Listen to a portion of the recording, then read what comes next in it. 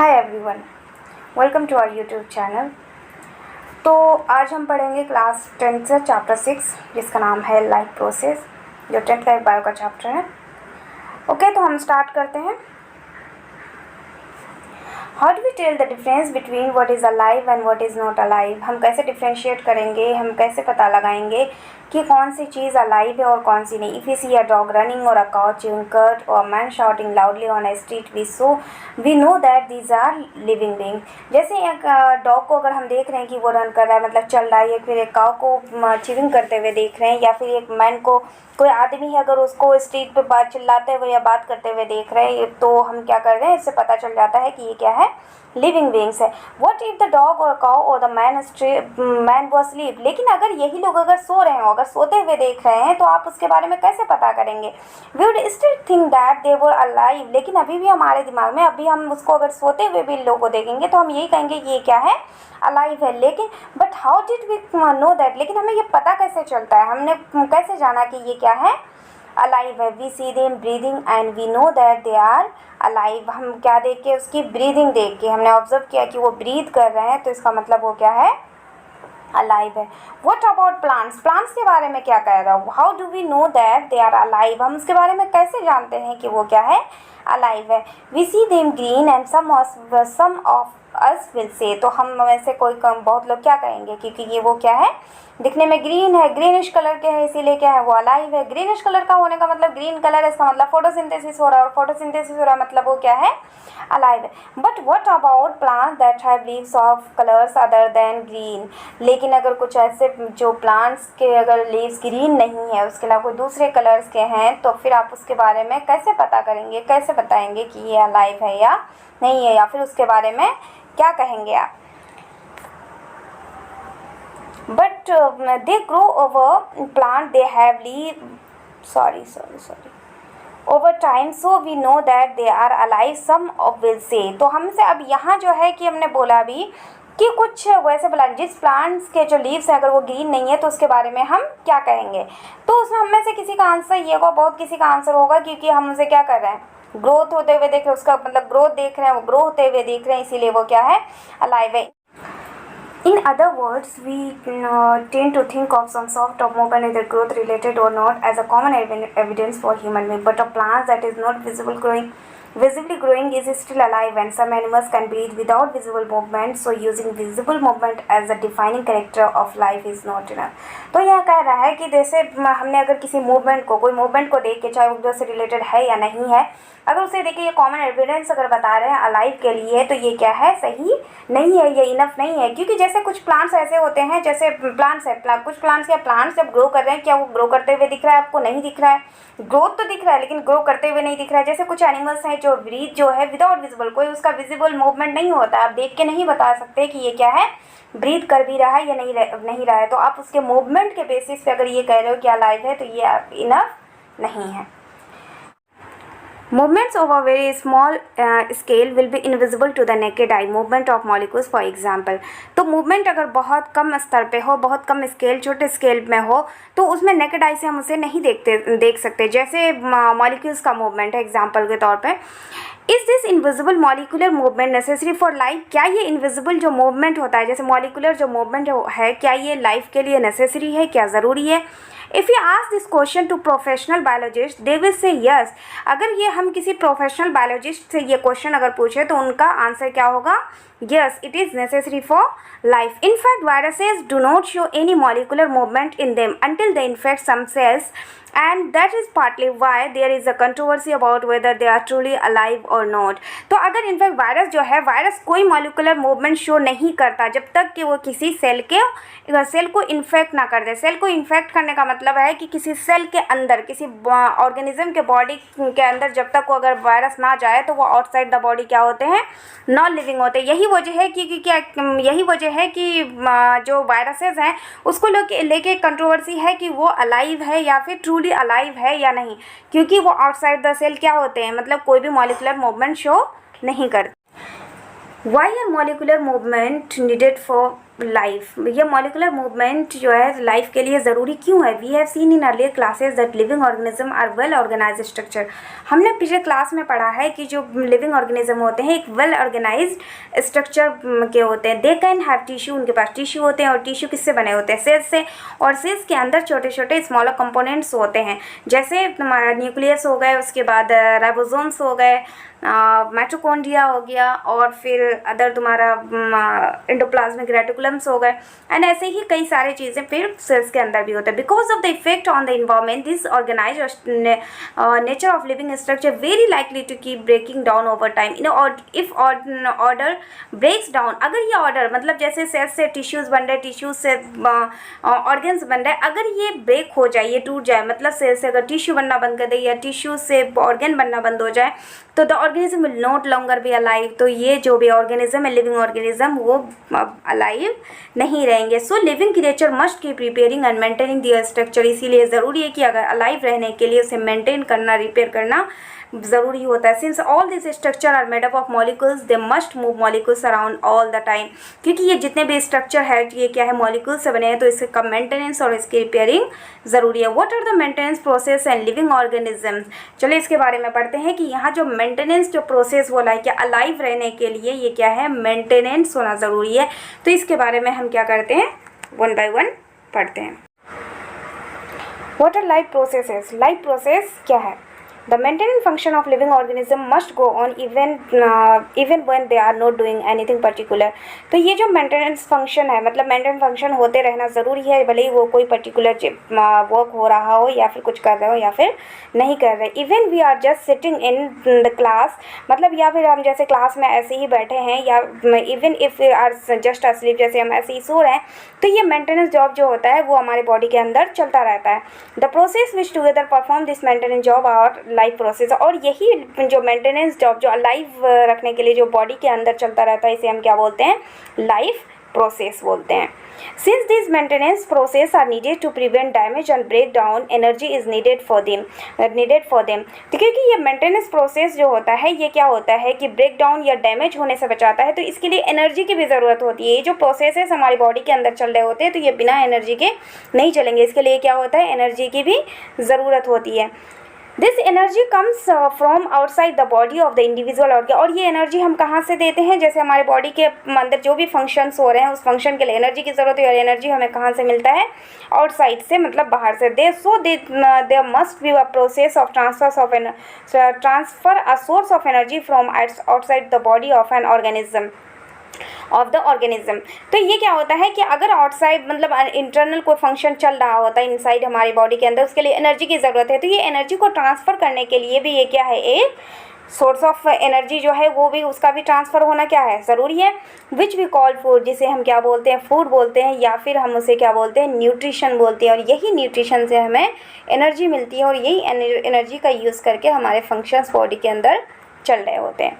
If the body size of the organism is to grow, additional raw material will also be needed for the outside। जैसे body organism की body अगर grow कर रही है, मतलब growth हो रहा है, तो उसके लिए एडिशनल रॉ मटेरियल की भी ज़रूरत पड़ती है जो हम बाहर से प्रोवाइड कराते हैं। Since life on earth depend on carbon based molecule, must of this food source are also carbon based. मतलब क्योंकि ये जो है जितने भी ज़्यादातर जो लाइफ मतलब अर्थ में जो लाइफ है वो ज़्यादा कार्बन बेस्ड, मतलब ऐसे मॉलिक्यूल्स पर डिपेंड है जो कार्बन से बने हुए हैं। Depending on the complexity of this organism, these carbon co-sources, different organism can then use different kind of nutritional process। तो ये अलग अलग जो ऑर्गेनिज्म है जिसका न्यूट्रिशनल जो प्रोसेस है वो सबका अलग अलग है। The outside source of energy could be quite varied since the environment is not under the control of individual organism। क्योंकि ये क्या है कि जो एनर्जी के सोर्स हैं इन्वायरमेंट में वो अलग है, क्योंकि इन्वायरमेंट किसी ऑर्गेनिज्म के कंट्रोल में नहीं है। This source of energy therefore need to be broken down और built up in the body.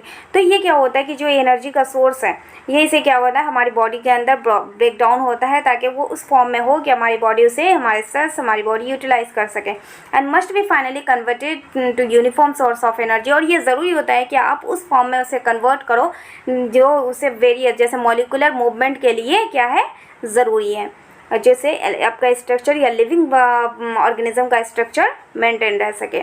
as well as to kind of molecules the body needs to grow. For this a series of chemical reaction in the body are necessary. तो इसके लिए कई सारे chemical reaction bodies living organism के body के अंदर होते हैं। Oxidizing reducing reaction are some of the most common chemical means to break down molecules. So molecules को break down करने के लिए सबसे जो common reaction होता है living beings के body के अंदर वो क्या होता है? Oxidizing and reducing, मतलब oxidation and reduction. ऑक्सीडेशन का मतलब होता है addition of oxygen and reducing का मतलब होता है removal of oxygen. For this many organism use oxygen source from outside the body. तो इसके लिए क्या होता है कि ऑक्सीडेशन होना है, ऑक्सीडाइजिंग रिड्यूसिंग जो हमने पढ़ा कि ऑक्सीडाइजिंग एंड रिड्यूसिंग रिएक्शन है।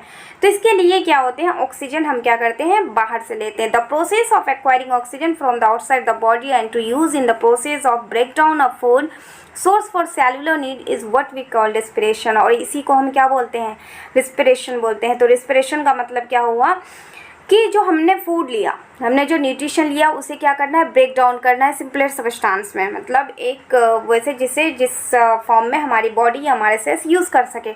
उसके लिए क्या होती है, मतलब ऑक्सीजन, ऑक्सीडेशन एंड रिएक्शन होना है, रिडक्शन रिएक्शन होना है, तो उसके लिए ऑक्सीजन की ज़रूरत होती है। तो ये ऑक्सीजन का यूज़ करके उसे किस फॉर्म में करते हैं, एक ब्रेक डाउन करते हैं फूड को, जो उसके सेलुलर नीड हमारे सेल्स क्या कर सके या लिविंग ऑर्गेनिज्म के सेल्स उसे यूज़ कर सके, और इस प्रोसेस को हम रिस्पिरेशन बोलते हैं। In the case of a single cell organism no specific organs for taking in food, exchange of gases or removal of waste may be needed because of the entire surface of the organism in contact with the environment. अगर ये single cell organism की बात करें तो यहाँ पे कोई specific organ नहीं होता है, मतलब फूड लेने के लिए, या फिर कोई जब ऑक्सीजन गैसेस का एक्सचेंज होता है, जब एक्सचेंज होता है जैसे गैस का इनहेलेशन या एक्सहेलेशन होता है, तो वो डायरेक्ट होता है क्योंकि वो सिंगल सेल का बना हुआ है और एक ही सेल है, वो डायरेक्ट कॉन्टैक्ट में होता है इन्वायरमेंट के।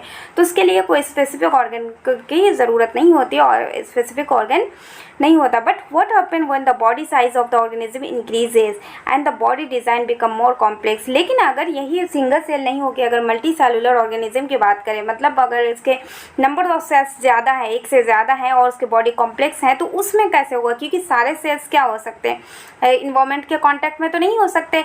इन multicellular organism all the cells में not be direct contact with the surrounding environment. तो यहाँ पे मल्टी सेलुलर ऑर्गेनिज्म में ये नहीं हो सकता कि ये जितने भी सेल्स है, मल्टी सेलुलर है मतलब एक से ज़्यादा सेल्स होंगे, तो ये सारे सेल्स डायरेक्ट इन्वायरमेंट के कॉन्टैक्ट में नहीं हो सकते, ये पॉसिबल नहीं है। The simple diffusion will not meet that requirement of the all cells. तो यहाँ पे सिंपल जो डिफ्यूज़न है, ये डिफ्यूज़न प्रोसेस यहाँ काम कॉम्प्लेक्स ऑर्गेनिज्म के लिए काम नहीं करेगा। We have seen previously how in multicellular organism various body parts have specialized in the function they perform. हमने पहले पढ़ा होगा कि मल्टीसेलुलर ऑर्गेनिज्म में डिफरेंट पार्ट्स होते हैं, बॉडी पार्ट्स होते हैं, डिफरेंट ऑर्गन्स होते हैं जो जिसका अपना अपना क्या होता है, फंक्शन होता है। We are familiar with the idea of these specialized tissue and with the organization in the body of organism। और इसके बारे में हमें थोड़ा बहुत पता भी है। जैसे अगर हम डाइजेशन की बात करें तो हमारे दिमाग में क्या आता है, डाइजेशन जिसने जैसे जो ऑर्गन्स हैं, स्टमक हो गया, आप माउथ से स्टार्ट होता है, फिर एसोफेगस, स्टमक में फिर स्मॉल इंटेस्टाइन, लार्ज इंटेस्टाइन। तो इन चीज़ का आइडिया है कि कहाँ पे कौन सा फंक्शन हो रहा है। It is therefore not surprising that the uptake of food and oxygen will also the function of specialized tissue. तो ये भी सरप्राइजिंग की कोई सरप्राइज वाली बात नहीं है कि जो अगर फूड हमें इनटेक करना है, मतलब फूड को अंदर लेना है या ऑक्सीजन लेना है, तो उसके लिए भी एक स्पेशल टिश्यूज़ होंगे, स्पेशलाइज्ड टिश्यू होंगे जो इस फंक्शन को कैरी आउट करेंगे। However, this poses a problem since the food and oxygen are now taken up at one place in the body of the organism while other parts of the body need same। लेकिन अगर यहाँ पे जो हम oxygen ले रहे हैं या फूड ले रहे हैं तो हमारे ये सारे सेल्स तक में तो नहीं पहुँचता। तो सारे सेल्स तक अगर सारे सेल्स को अलाइव रखने हैं, मतलब अगर लिविंग ऑर्गेनिज्म को ज़िंदा रहना है तो सारे सेल्स का लाइव होना ज़रूरी है। तो ये जो आप फूड ले रहे हैं, इसमें जो न्यूट्रिशन ले रहे हैं, ये सारे सेल्स तक पहुँचाएंगे या फिर जो ऑक्सीजन ले रहे हैं, तो इसके क्या करना होगा, सारे सेल्स तक पहुंचाना होगा। तो this situation creates a need for transportation system for carrying food and oxygen from one place to another in the body. तो इस सिचुएशन के यहाँ पे सिचुएशन की इस प्रॉब्लम को सॉल्व करने के लिए कि हमने जो ऑक्सीजन लिया हमारे सेल्स तक पहुँच सके, या फिर हमने जो न्यूट्रिशन लिया वो हमारे सारे सेल्स तक पहुँच सके, तो इसके लिए एक ट्रांसपोर्टेशन सिस्टम ज़रूरी है जो फूड को या ऑक्सीजन को कैरी कर सके और एक जगह से दूसरी जगह, मतलब सारे सेल्स तक पहुँचा सके। When a chemical reaction use the carbon source and the oxygen for energy generation, they create byproduct. They are not only useless for the cells of the body but could even be harmful.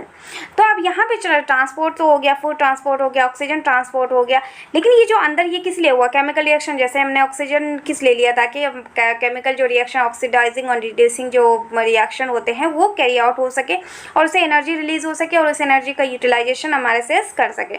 लेकिन यहाँ क्या होता है कि जो oxygen लिया energy generation हो गया, तो यहाँ जब एनर्जी जनरेट होता है तो उसमें कुछ बाई प्रोडक्ट ऐसे भी निकलते हैं, ऐसे प्रोडक्ट भी बनते हैं जो हमारी बॉडी के लिए यूजलेस होते हैं, बल्कि यूजलेस ही नहीं, अगर हमारी बॉडी में रहेगा तो ये हमारे बॉडी के लिए या लिविंग ऑर्गेनिज्म के बॉडी के लिए क्या होते हैं, हार्मफुल भी होते हैं, हार्मफुल भी हो सकते हैं। They could waste by product are therefore needed to be remove from the body and discarded outside the process called excretion. तो अब इसे क्या होगा कि ये जो वेस्ट बाई प्रोडक्ट जो बना है, जो हमारी बॉडी के लिए, जो लिविंग ऑर्गेनिज्म की बॉडी के लिए यूजलेस है, तो इसे ज़रूरी है कि इसे क्या करें, अपनी बॉडी से रिमूव करें, बाहर निकाले। और इस जिस प्रोसेस से हम जो ये वेस्ट प्रोडक्ट को बाहर निकालते हैं या लिविंग ऑर्गेनिज्म बाहर निकालते हैं, इसे ही हम क्या बोलते हैं, एक्सक्रीशन बोलते हैं। Again if the basic rules for body design in multicellular organism are followed, a specialized tissue for excretion will be developed। तो अगर ये मल्टीसेलुलर ऑर्गेनिज्म है तो ये तो डायरेक्ट कांटेक्ट में नहीं हो सकते, हमने पहले भी पढ़ा। तो इस एक्सक्रीशन ऐसे जैसे न्यूट्रिशन हुआ, न्यूट्रिशन के बाद फिर रेस्पिरेशन हुआ, ऑक्सीजन का जो यूटिलाइजेशन करके हुआ, और तीसरा क्या है, एक्सक्रीशन। तो एक्सक्रीशन भी है जो एक आप मल्टीसेलुलर ऑर्गेनिज्म की बात कर रहे हैं, तो इसके लिए भी एक स्पेशलाइज्ड टिश्यू होंगे जो ये एक्सक्रीशन का काम करेंगे, which means that the transportation system will need to transport waste product away from the cells to this excreted product। तो ये ट्रांसपोर्टेशन जो सिस्टम है जिसने न्यूट्रिशन को या ऑक्सीजन को ट्रांसपोर्ट किया था आपके डिफरेंट सेल्स में, एनर्जी ट्रांसपोर्ट किया था, तो ये क्या कर सके, ये एक्सक्रीटरी टिश्यूज़ तक जो एक्सक्रीटरी प्रोडक्ट है, जो वेस्ट प्रोडक्ट है, उसे पहुंचाना भी पड़ेगा, उसे पहुंचाने की, ट्रांसपोर्ट करने की भी ज़रूरत है। Let us consider these various processes so essential to maintain life one by one। जो हमने जितने भी प्रोसेस के बारे में पढ़ा, जो हमारे बॉडी के लिए, हमारे लाइफ को मेंटेन रखने के लिए काफ़ी एसेंशियल है, काफ़ी ज़रूरी है। तो इसमें प्रोसेस जैसे न्यूट्रिशन, फिर आपने ट्रांसपोर्टेशन पढ़ा, रेस्पिरेशन पढ़ा एंड एक्सक्रीशन पढ़ा, तो इसको वन बाय वन हम डिस्कस करेंगे। तो ये नेक्स्ट वीडियो में देखते हैं। सो तब तक के लिए गुड बाय।